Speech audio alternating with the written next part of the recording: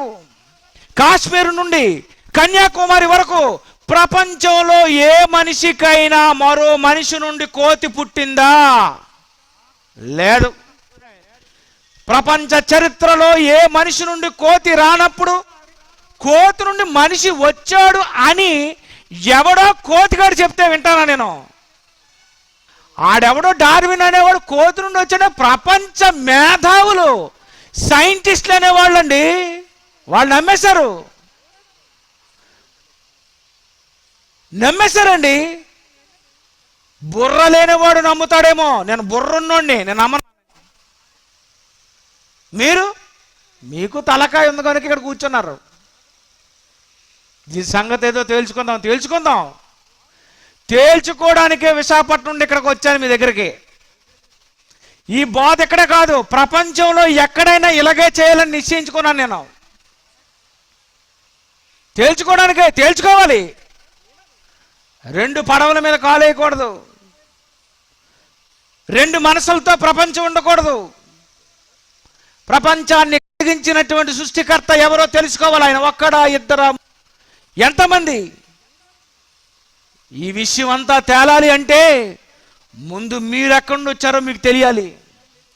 మనమంతా పుట్టినది మన తండ్రులలో నుండి అయితే మనందరికీ జన్మనిచ్చినటువంటి ప్రారంభకుడు ఆయన ఎవరో ఉన్నారు.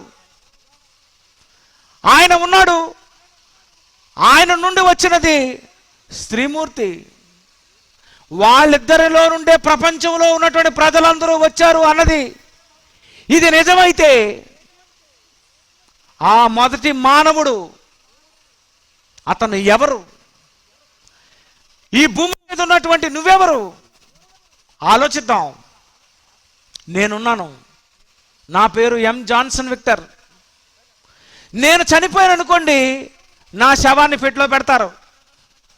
పెట్టులో పెట్టగానే మీ అందరూ ఒక మాట అంటారు. ఏమని తెలుసా? జాన్సన్ గారు లేరండి. అంతే కదండి. నిజమా అబద్ధమా? నిజం. పెట్టెలో నా శవం ఉన్నప్పుడు మీరు మాట్లాడుతున్న మాటలు జాన్సన్ గారు లేరు, జాన్సన్ గారు పోయారు, జాన్సన్ గారు వెళ్ళిపోయారు, ఇవే మాటలు అంటారా అనరా? చెప్పండి మీరు. ఇవే అంటారు. ఆయన లేరు, ఆయన పోయారు, ఆయన వెళ్ళిపోయారు అంటున్నారు. మరి పెట్టెలో ఉన్నది ఎవరు? చెప్పండి. పెట్టెలో ఉన్నది ఎవరు?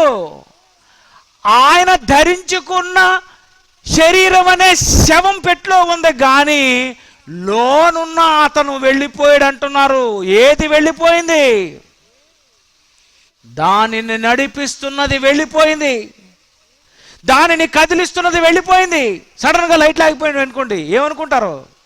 అయితే బల్బు అయినా పోవాలి, లేకపోతే కరెంట్ అయినా పోవాలి. బల్బు బాగుందంటే అర్థం ఏంటి?